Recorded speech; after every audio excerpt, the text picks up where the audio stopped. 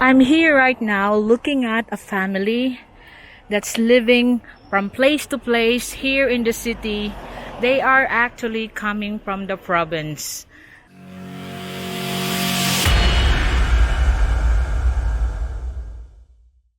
In fact, they come from Tabogon, Silang Tabogon. But times is so hard there, especially that the way to earn in their place is to just be working on the farm, help with the farming, help with the harvesting, help with the preparation of land.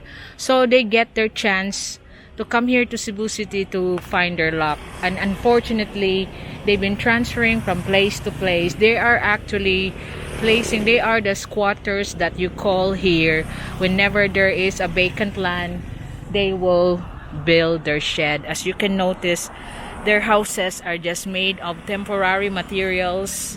And here in this area, this is like 2 or 3 families that live here. So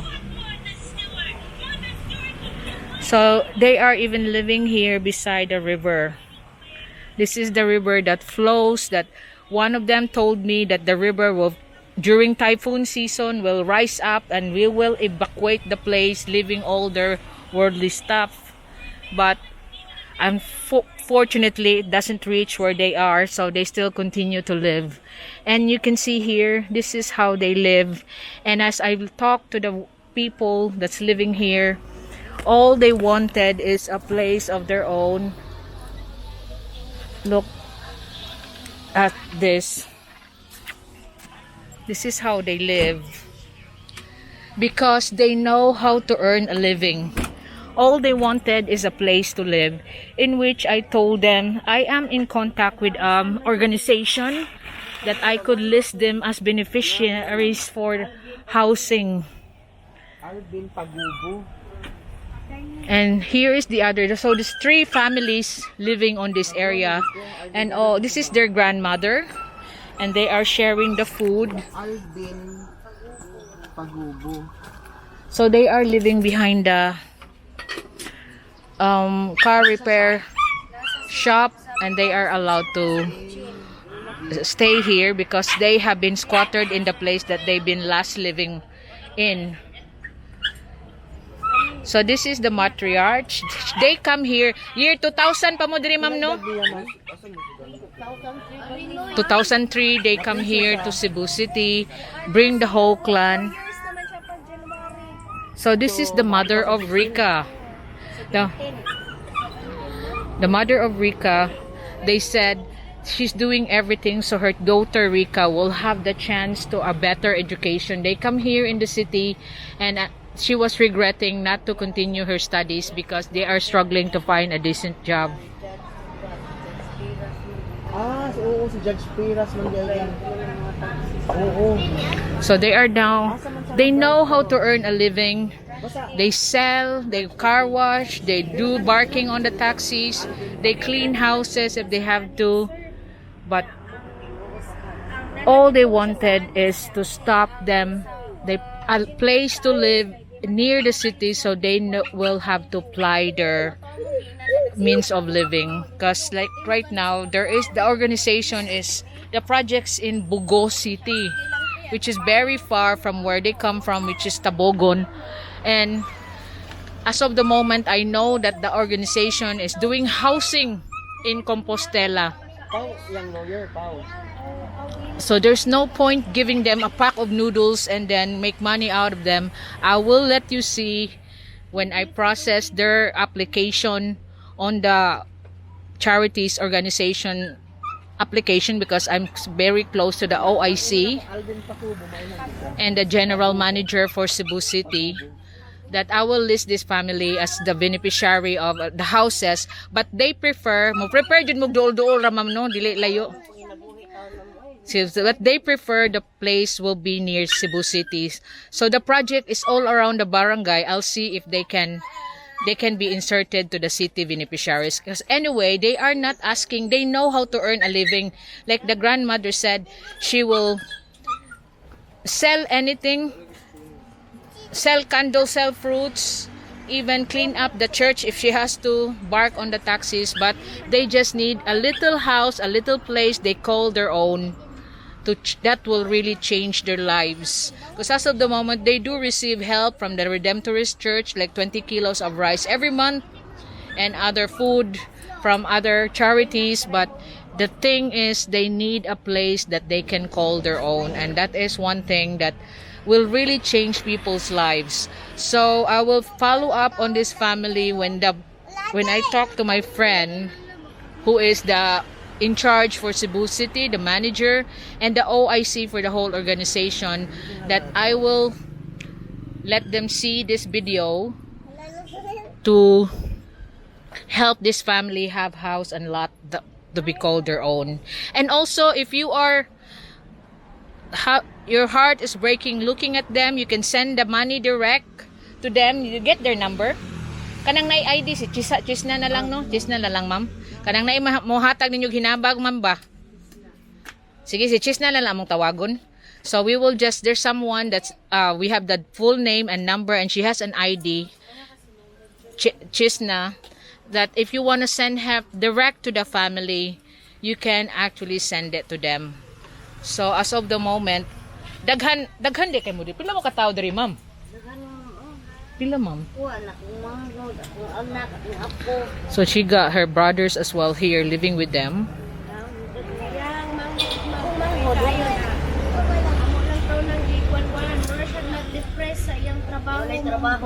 So her brother is so depressed because he got no job.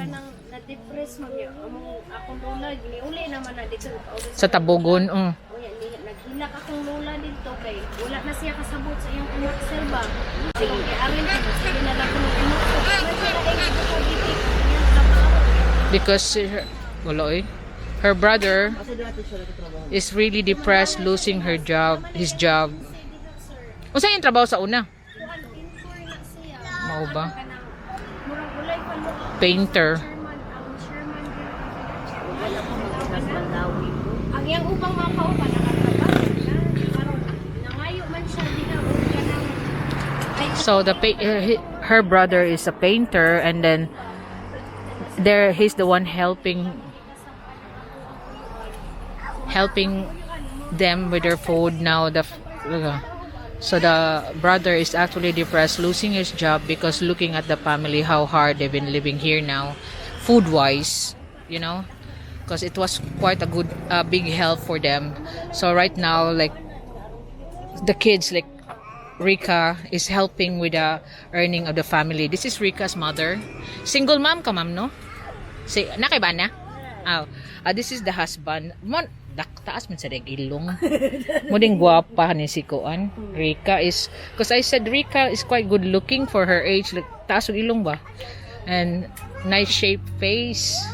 And now I see. Digi?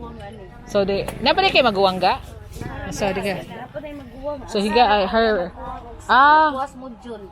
So she got a sister still picking up her modules, because I say it's quite good looking face, because very nice shaped nose. And so that's the story of the family. And then so any one of you who wants to help this family, you can send this direct. We got Chesna, one of the siblings of Rika's mom, and also I will be doing my best to change their lives, to give them the house and lot that they need. So this is the story for now, but we will make a follow-up when there is progress that I could help these people change their lives, because a little help of groceries is not enough. So any help that you want to help, but anything that I gave them, I will not be putting it in video anyway, so you can send it direct. I'll give you the number of the person that you can send it the help to.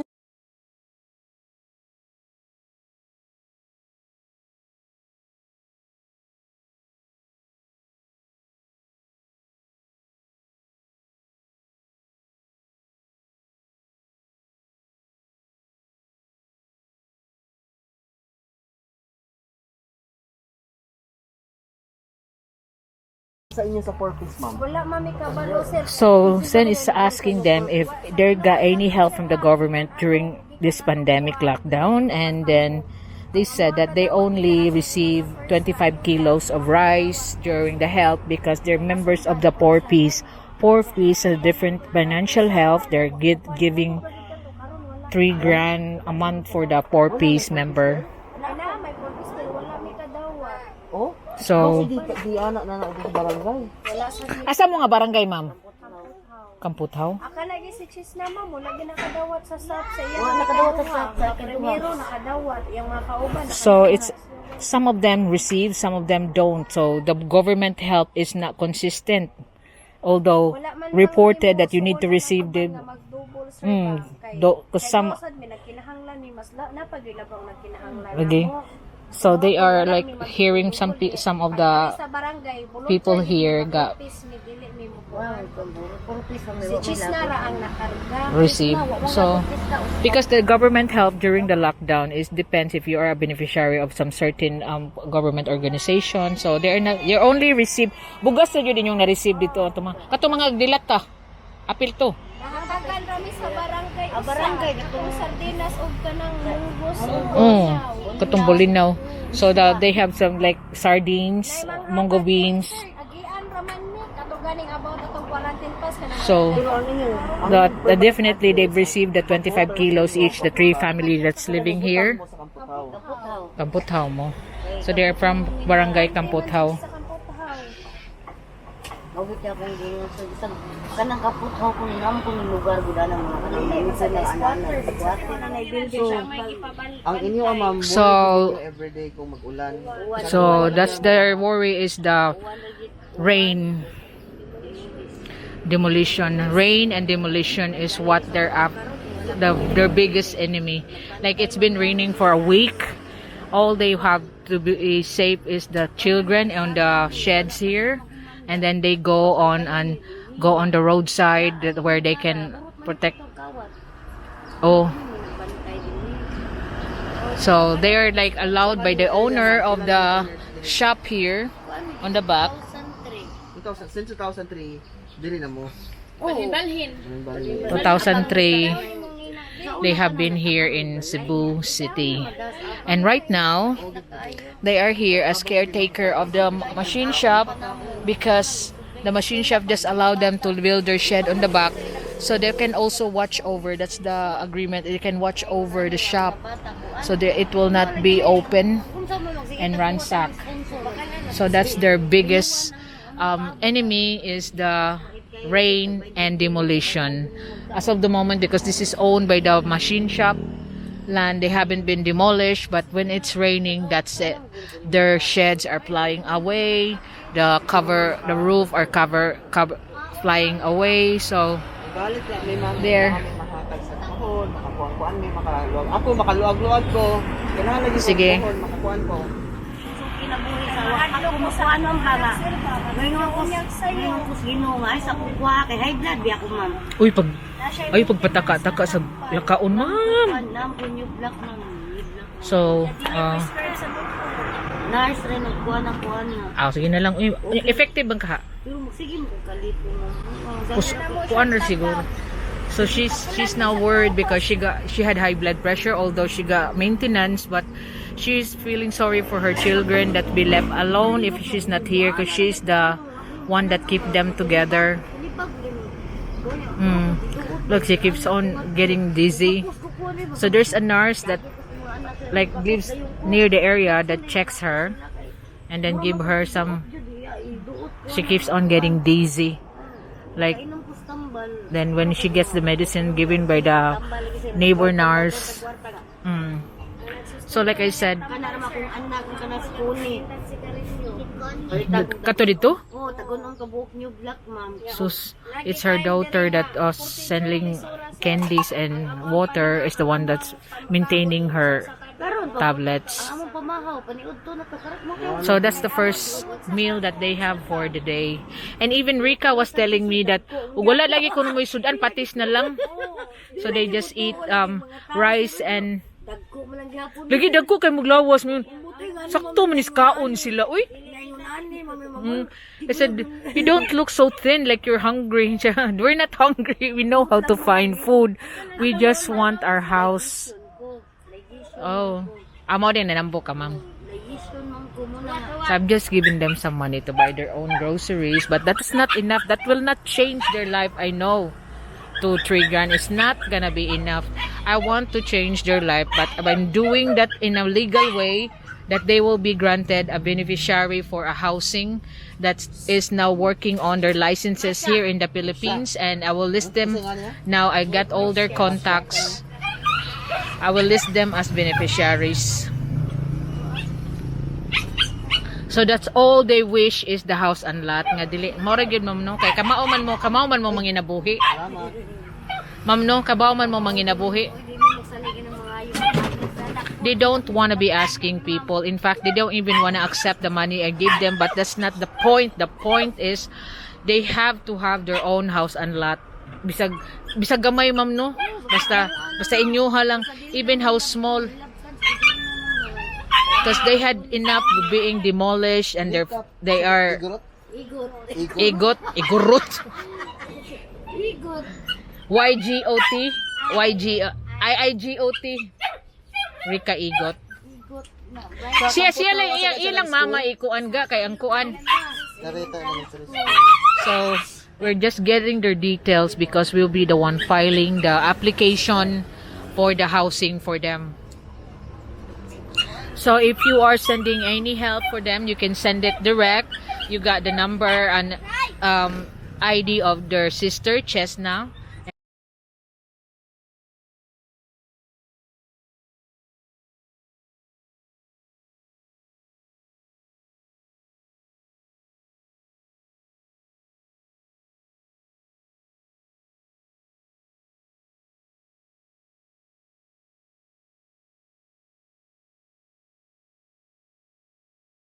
And she will be the one picking it up because she will be the one buying all the food for the whole family. Mo rin yung doon niya taga San Carlos. Wala man, kini San Carlos. Tapos sa una dito mi sa sud sila may magsipa-demolish na mo. So San Carlos here. The University of San Carlos, Sen was asking, are they helping people like you? No, they're the one, the cause of demolition. They keep on kicking us out. Trabaho. So they are just allowed temporarily here, but they soon gonna be kicked out when they use it here. So I'm just getting footage of this family that I will be doing the application for them, so they will be granted a housing of this charity that is now helping people. Look at them. All they wanted is not help food-wise, money-wise. In fact, they don't want to receive the few thousands that I gave them. But they want their own house and lot. That's all they wish for. That they will not be demolished anymore. That they will not be kicked out. And they will not be running away when it's raining because the houses are flying away. So please, if you want to send them help, you can send them direct to them. I do not handle any donation. You can actually send it direct to the family. And I will do my best to help them be the recipient, because I got this access to the housing charity, a big housing charity that is now operating slowly here in Cebu. So you can see there, that's University of San Carlos Boys High. This is F. Soto Street. One family is there. One member of the family is using the other side as well. They are what you call the squatters.